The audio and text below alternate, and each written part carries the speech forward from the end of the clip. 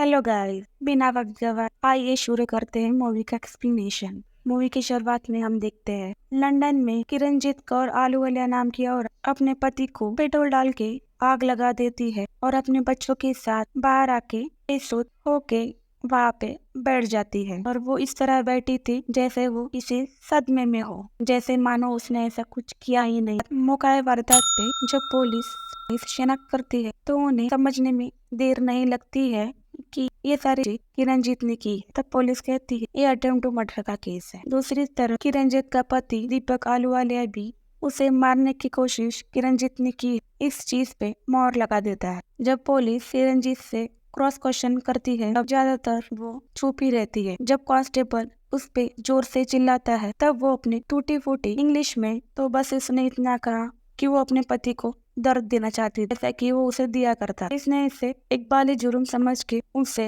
हवालात में डाल दिया। अगले दिन ही लंदन के अखबारों में ये बहुत बड़ी न्यूज बन गई कि कैसे एक इंडियन महिला ने अपने पति को सोते वक्त जला दिया। तब किरणजीत को जेल ट्रांसफर किया गया। तब भी वो काफी डरी सहमी सी थी। जब जेल के कैदी पहली बार किरणजीत को देखते हैं तब उनका कहना होता है भोली सी लड़की क्या कर सकती है। उसके साथ जेल में रहने वाली उसकी जेलमेट का नाम है वेरोनिका स्कॉट होता है। अगर वेरोनिका ना होती तो जेल के लोग किरणजीत को जीने ही नहीं देते। खाने के वक्त भी कैदी उसका खाना छीन लेते थे।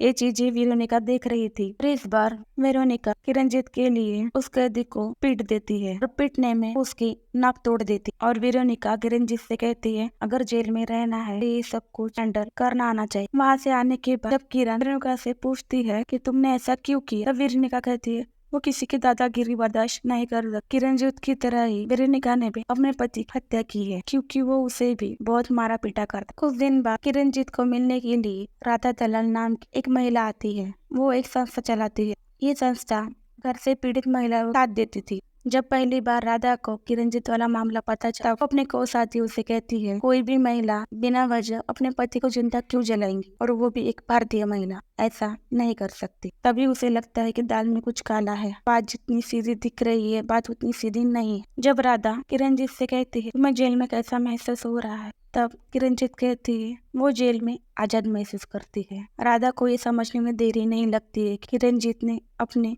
शादी में क्या सहन किया होंगे। सोचने की बात यह है किरण की शादी को 10 साल हो चुके हैं। उसके 2 छोटे बच्चे हैं, फिर भी उसे अंग्रेजी नहीं आती है क्योंकि उसके पति के साथ रह के उसे कभी आजादी मिली ही नहीं। वो उसे कभी बाहर नहीं जाने देता था, ना किसी को बाहर से घर पे आने देता था। अब किरणजीत का केस एक अंग्रेजी सरकारी वकील लड़ने वाली थी। जब वो वकील किरणजीत से मिलने आती है तब वो किरणजीत को एक बुरी खबर देती है कि इलाज के दौरान हॉस्पिटल में उसके पति की मौत हो चुकी है। किरणजीत का केस अटेम्प्ट टू मर्डर से लेके हत्या तक पहुंच चुका था, पर किरणजीत को इस बात का बिल्कुल भी गम उसने उसके पति की हत्या उसे गम इस बात का था कि वो अभी 3 बच्चों से नहीं मिल पाएंगे। इसीलिए जब भी उसे जेल में फोन पे बात करने का मौका मिलता है तब वो अपने सास को फोन लगाती है, पर उसकी सास उसे उसके बच्चों से बात नहीं करने देती थी। जब ट्रायल शुरू हुआ तब किरणजीत के वकील को मुकदमा लड़ना काफी मुश्किल हो रहा था क्योंकि किरण अपने डिफेंस में कुछ नहीं बोल रही थी। और इसी के वजह से जज के ज्यूरी को किरणजीत ने अपने पति को क्यों मारा से ज्यादा उसने उसे किस तरह से मारा ज्यादा इंटरेस्ट। जब किरणजीत की सास को कैटेगरी में बुलाया गया तब उसने भी किरणजीत के खिलाफ ही गवाही दी और उसने कहा किरणजीत एक काफी घमंडी औरत है और वो उसके बेटे को अपने उंगली पे नचाती थी। और इस बार किरणजीत के वकील ने उस डॉक्टर को कोर्ट में पेश किया जिस डॉक्टर ने पिछली बार किरणजीत को चोट आने पे उसका इलाज किया। जब किरणजीत को चोट आई थी तब उस डॉक्टर ने उसे पूछा था कि उसे चोट क्यों आई है। तब किरणजीत ने वो चीज टालते हुए वहाँ से निकल गई थी। किरणजीत ने जो गुनाह किया था इस चीज को वो जस्टिस नहीं कर पा रहा था। इसकी ये बात जस्टिस नहीं कर पा रही थी। कोर्ट के हिसाब से किरणजीत का केस एक अच्छी समझी साजिश। इस बार किरणजीत के खिलाफ सारे सबूत होने के वजह से किरणजीत को 12 साल की सजा नहीं गई, जिसके बाद किरणजीत जेल में आजादी के साथ घूमने लगी। वेरोनिका ने भी उससे थोड़ी बहुत इंग्लिश सिखा दी थी। अब किरणजीत को जेल में रह के लगभग 1 साल हो गया। फिर से राधा दलाल उससे मिलने के लिए जेल पहुंच जाती। पहले तो किरणजीत इस केस को रीओपन करने के लिए नहीं मानती, पर जब उसे लगता है कि वो अपने बच्चों से इस केस के खत्म होने के बाद वो अपने बच्चों से मिल पाएंगी, इसलिए वो इस केस को रीओपन करने के लिए मान जाती है। तो को पता होता है किरणजीत की सास कभी बच्चों को किरणजीत से मिलने नहीं देंगी, इसलिए वो एक नकली कोर्ट ऑर्डर डराती है। पर किरण की कहानी का तब तक कोई फायदा नहीं होगा जब तक इस कहानी को कोर्ट में सुना ना जाए। पर किरण के पास एक प्राइवेट वकील को देने के लिए पैसे नहीं थे। ये बात जब वेरोनिका को पता चलती है तब वेरोनिका उसकी मदद करने के लिए वेरोनिका का एक भाई है जो खुद के एक लॉ फर्म चलाता है। वेरोनिका इतनी खुददार होती है तभी उसने अपने भाई से खुद के केस के लिए मदद नहीं मांगी, पर वो इस बार किरणजीत के लिए उससे मदद मांगना चाहती है। वेरोनिका का भाई अपने बहन के खातिर किरणजीत का केस बिना कुछ पैसे लिए ही लड़ने के लिए मान गया है, क्योंकि वो वेरोनिका से प्यार करता था और उसकी बहन ने पहली बार उससे कुछ मांगा के कहने पे किरणजीत भी अपनी कहानी लिखने के लिए तैयार हो गई। वो लिखती है कि वो एक भारत के पंजाब से थी और अपने बहनों में सबसे छोटी थी। वो पढ़ना चाहती थी पर उसकी माँ ने उसकी शादी करा दी। पर शादी के बाद धीरे धीरे दीपक का रवैया उसकी तरफ बदलने लगा था। वो हर वक्त उससे जलील करता था, गालियां देता था, मारता था। अब ये तो सब रोज की बात हो चुकी थी। शादी के बाद ही उस शादी के कुछ दिन बाद ही उसने अपना असली रंग दिखाना शुरू कर दिया। वो उसे किसी से बात करने नहीं देता था, उससे वो बाहर जाने नहीं देता था और उसके घर पे कोई आए उसे ये भी पसंद नहीं, जिसकी वजह से किरणजीत अभी तक इंग्लिश नहीं सीख पाई थी। यहाँ तक कि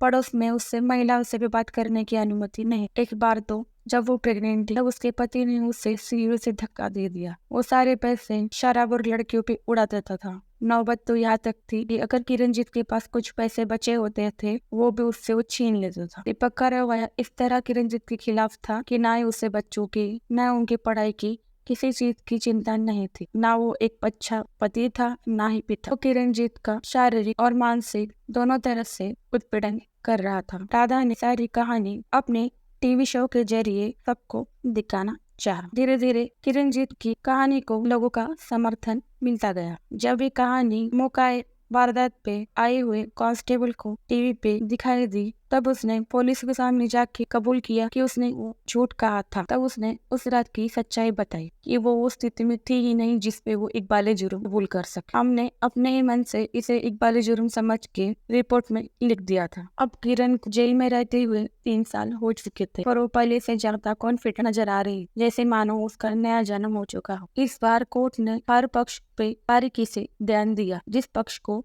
पहले कोर्ट ने छोड़ दिया। कोर्ट में एक रिपोर्ट पेश की गई जिसमें साफ साफ लिखा था कि किरणजीत के साथ 10 साल से यौन उत्पीड़न, शारीरिक शोषण और घरेलू हिंसा जैसे कार्य हुए हैं। अब ये मामला सोची समझी हत्या के बजाय हत्या के लिए प्रयोग या उकसाने का बन चुका है। ये मामला हत्या के लिए उकसाया गया है, ये बन चुका है। ये मामला उकसाने के होने के बाद कोर्ट ने अपना फैसला सुनाया, जिसमें कोर्ट ने कहा कि 10 साल में किरणजीत ने काफी सहा है। उसकी वजह से उसकी 12 साल की सजा को खारिज कर दिया और जो उसने जेल में रह के 3 साल बिताई है उसकी सजा समझ के उसे माफ कर दिया गया। जब किरणजीत जेल से बाहर निकली तब वो लोगों के लिए एक आइडल लेडी बन गई। हर जगह टीवी और मीडिया पे उसी की चर्चा थी और अब वो अपने बच्चों के साथ बिना किसी झिझक के रह सकती थी। दूसरी तरफ राधा कहती है उसकी बड़ी बहन के साथ भी कुछ ऐसा ही हुआ था। वो अपनी शादी में 6 साल तक ये सब कुछ झेलती रही। जब हम उससे पूछते थे तो उस बात को हमेशा ही टाल देती थी। एक बार तंग आके